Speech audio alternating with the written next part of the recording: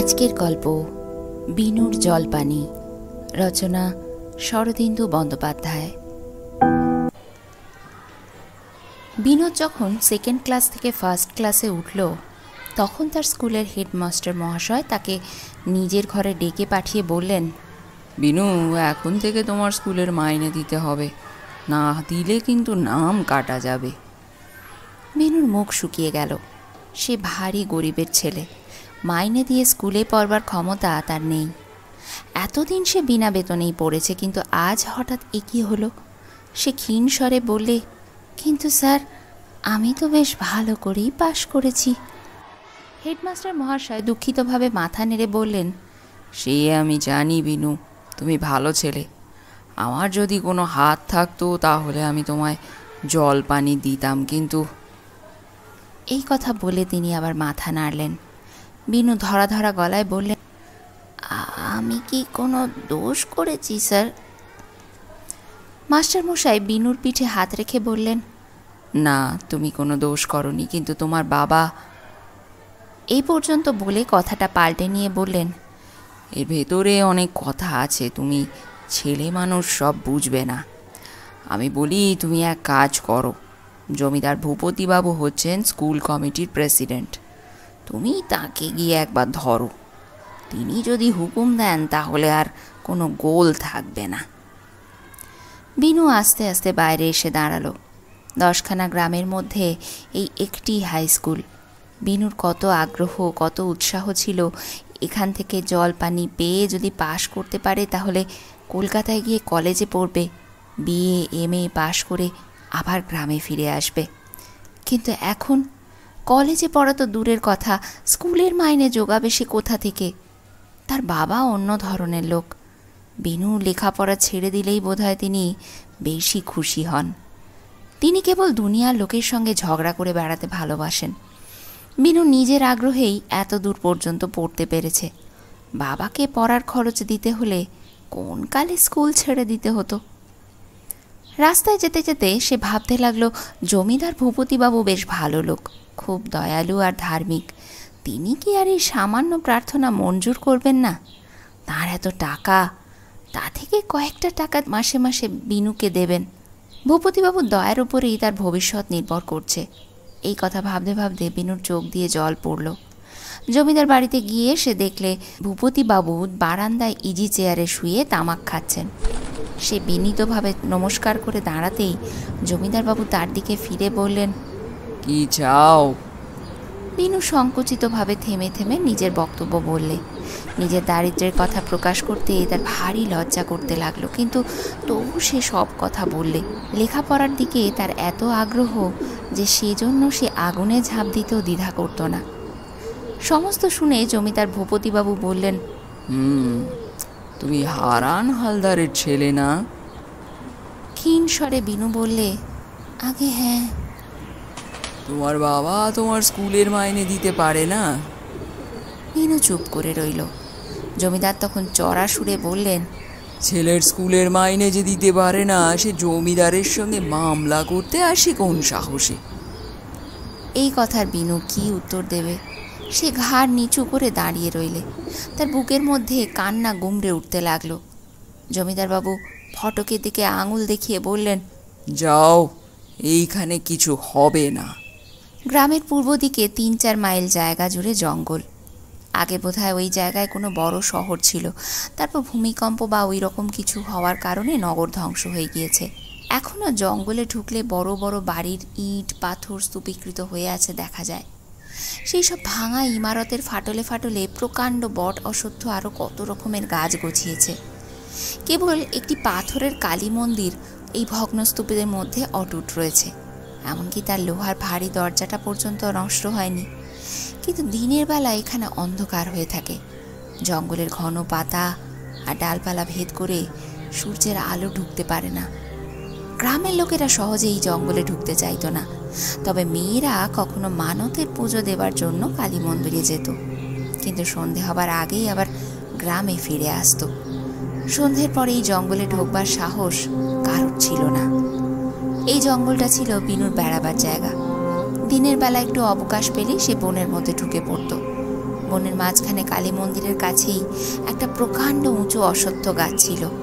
তার মাথা অন্য সব গাছেদের মাথা ছাড়িয়ে গ্রাম থেকে দেখা যেত। এই গাছটিই ছিল বিনুর বৈঠকখানা। ছুটির দিনে সে বই পকেটে করে সেই গাছে গিয়ে উঠত। গাছের প্রায় মগডালের কাছে সে দড়ি দিয়ে একটা দোলনা বানিয়েছিল, তাইতে আরাম করে বসে সে বই পড়ত। ঘুম পেলে ঘুমিয়েও নিত। তার এই গোপন আস্তানাটির কথা কেউ জানত না। সেদিন বিকেলবেলা জমিদার বাবুর বাড়ির থেকে বেরিয়ে বিনু বাড়ি গেল না। পা দুটো তার অজান্তেই তাকে বনের দিকে টেনে নিয়ে চলল। জমিদার বাবুর কড়া কথাগুলো তার প্রাণে বিঁধেছিল, কিন্তু তার চেয়েও বেশি কষ্ট দিচ্ছিল তাকে এই চিন্তা যে সে আর পড়তে পারবে না। কোথায় পাবে সে টাকা? বাবাকে বলতে গেলে তিনি বলবেন, ঢের লেখাপড়া হয়েছে, এইবার আদালতের মুহুরির কাজ শেখো, কাল থেকে আমার সঙ্গে সদরে বেরোতে হবে। বাবার সঙ্গে মোকদ্দমার কাগজ বগলে করে সদরে যেতে হবে ভাবতেই বিনুর চোখ জলে ভরে উঠল। ঘন ঘন চোখের জল মুছতে মুছতে যখন সে তার প্রিয় গাছটির তলায় গিয়ে দাঁড়ালো, তখন সন্ধে হতে আর বেশি দেরি নেই। গাছের নিচে অন্ধকার জমাট বেঁধে এসেছে, কিন্তু তবু বাড়ি ফিরে যেতে আজ তার মন সরল না। সে গাছে উঠে দোলনার ওপর চুপ করে বসে ভাবতে লাগলো, গাছের মগডালে এখনো বেশ আলো আছে। সেখান থেকে জমিদার বাবুর উঁচু পাকা বাড়িটা স্পষ্ট দেখা যাচ্ছে। ভেবে ভেবে বিনু কোনো কুল কিনারা পেল না। জমিদার বাবুর উপর বিনু রাগ করতে পারেনি, শুধু নিজের ব্যর্থ জীবনের কথা সে ভাবছিল। ক্রমে রাত্রি ঘনিয়ে এলো। পাখিরা যে যার বাসায় রাত্রির মতন আশ্রয় নিল। তখন সে দীর্ঘ নিঃশ্বাস ফেলে আস্তে আস্তে গাছ থেকে নামতে আরম্ভ করলে। যখন সে গাছের প্রায় গুড়ির কাছ পর্যন্ত নেমেছে, তখন হঠাৎ মানুষের গলার আওয়াজ পেয়ে সে থমকে দাঁড়ালো। নিচের অন্ধকারে হাঁড়ির মতন গলায় কে যেন বললে, গঙ্গারাম, বাতি জ্বাল। কিছুক্ষণ পর একটা ধোঁয়াটে কেরোসিনের লণ্ঠন জ্বলল। বিনু ছিল মাটি থেকে প্রায় 15 হাত উঁচুতে। সে ঘন পাতার আড়াল থেকে গলা বাড়িয়ে দেখলে দুজন ভীষণ কালো সন্ডা লোক ঠিক তার নিচে এসে দাঁড়িয়েছে। তাদের মাথায় ঝাঁকড়া চুল, পরনে হাঁটু পর্যন্ত কাপড়, হাতে সরকি লাঠি। তাদের মধ্যে যে লোকটা সবচেয়ে জোয়ান আর কালো, তার কোমরে তলোয়ার বাঁধা। তার চেহারা দেখেই বিনু বুঝলে এরা ডাকাত। ওই তলোয়ার বাঁধা লোকটা এদের সর্দার। গাছের উপর একজন লুকিয়ে লুকিয়ে তাদের কার্যকলাপ দেখছে। এই যদি ডাকাতরা জানতে পারতো, তাহলে বিনুর প্রাণের আর কোনো আশা থাকতো না। তখনই তাকে কেটে তারা মাটিতে পুঁতে ফেলতো। তাই বিনুর বুকের ভেতরে যদিও ধরাস ধরাস করছিল, তবু সে মাটির পুতুলের মতো নিশ্চল হয়ে বসে রইল। একটু নড়লে চড়লে পাছে শব্দ হয়। ডাকাতের দল লণ্ঠন ঘিরে বসল। সর্দার বললে, আমি সব খবর নিয়েছি। দেউরিতে দুজন খোট্টা দারোয়ান থাকে, কিন্তু খিড়কির দরজায় কেউ পাহারা দেয় না, বুঝেছিস? একজন ডাকাত জিজ্ঞাসা করলে, গয়নাঘাটি কোথায় থাকে? সর্দার বললে, দোতলার একটা ঘরে। ঘরটা আমি বাইরে থেকে চিনে রেখেছি। হে গঙ্গারাম, তামাক সাজ। গঙ্গারাম বোধহয় ডাকাতের দলে নতুন ভর্তি হয়েছে। লোকটা ওদের মধ্যে সবচেয়ে রোগা। তার কোমর থেকে একটা ছোট্ট ডাবা হুঁকো ঝুলছিল। সে সেটা খুলে নিয়ে তামাক সাজতে বসল আর বলল, কিন্তু সর্দার, শুনেছি জমিদারের বন্দুক আছে, যদি। তোর ভয়ে প্রাণ শুকিয়ে গেছে? এত প্রাণের ভয় যার, সে ডাকাতের দলে ভিড়েছে কেন? তুই যা, ছাগল চড়াগে যা। অন্য ডাকাতগুলো হেসে উঠল। গঙ্গারাম মুখে সাহস দেখিয়ে বললে, হ্যাঁ, ভয় আমি কাউকে করি না, কিন্তু যদি তারা বন্দুক চালায় তখন কি করবে? মালও হাতছাড়া হবে, মাছ থেকে প্রাণটাও যাবে। সর্দার তখন বললে, সে বন্দোবস্ত কি আমি না করেই এসেছি রে। হে দেখ, যেই ঘরে জমিদারের বন্দুক পিস্তল, সেই ঘরের চাবি চুরি করে এনেছি। 2 দিন যে তার বাড়িতে বাসন মেজেছি, সে কি আর সাধে? এই শুনে ডাকাতরা ভারী উৎসাহিত বোধ করল। তারা বললে, সাবাস সর্দার, তোমার সঙ্গে কাজ করে সুখ আছে। আমাদের সর্দার হওয়ার উপযুক্ত লোক তুমি। সর্দার আরাম করে তামাক টানতে লাগলো। বললে, এই কাজটা যদি মা কালীর দয়ায় ভালোই ভালোই উতরে যায়, তাহলে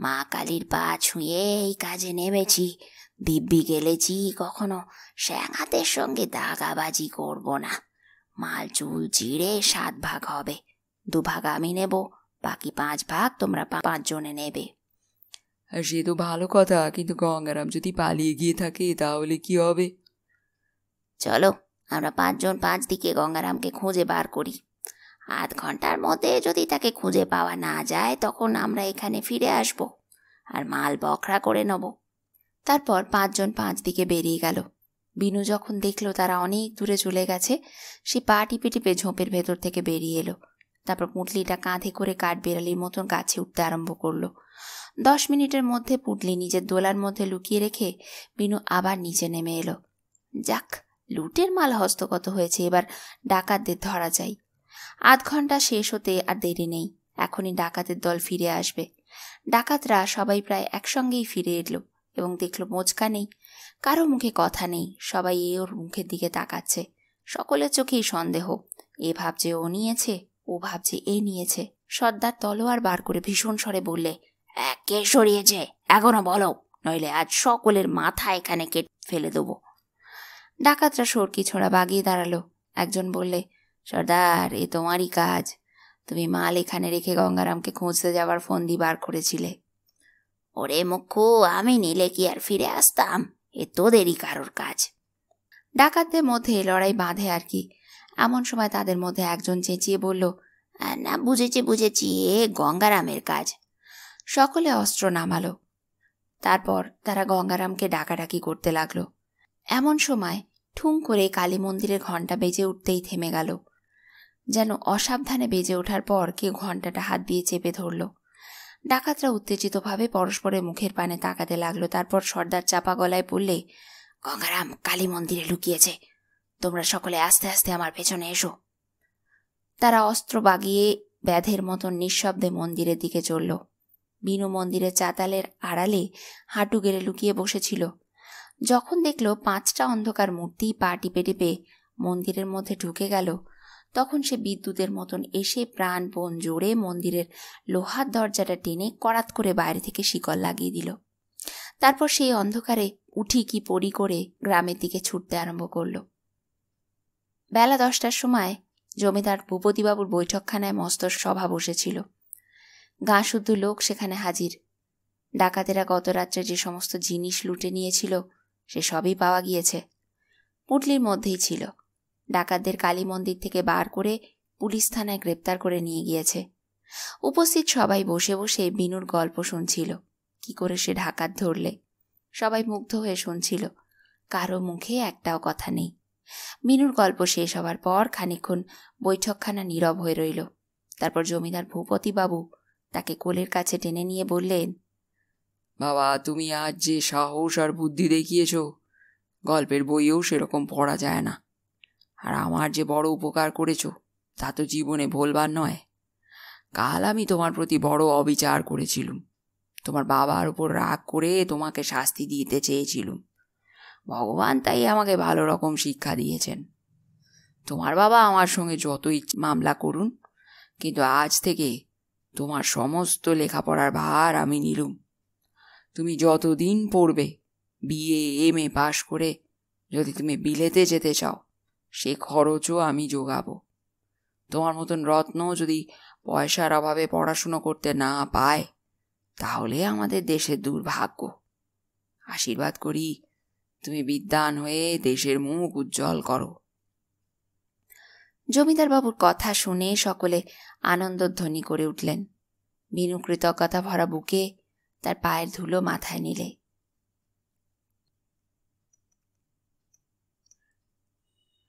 বন্ধুরা, আজ তোমাদের পড়ে শোনালাম বিনুর জলপানি, রচনা শরদিন্দু বন্দ্যোপাধ্যায়। যদি গল্পটা তোমাদের ভালো লেগে থাকে একটা লাইক করে দিও, বন্ধুদের সঙ্গে শেয়ার করো, গল্প দিদির পাশে থেকো। এই চ্যানেলে যারা প্রথমবার আসছো, চ্যানেলটিকে সাবস্ক্রাইব করে রেখো। সবাই ভালো থেকো, আনন্দে থেকো। গল্প দিদি এই রকমই কোনো গল্প নিয়ে ফিরে আসবে খুব তাড়াতাড়ি।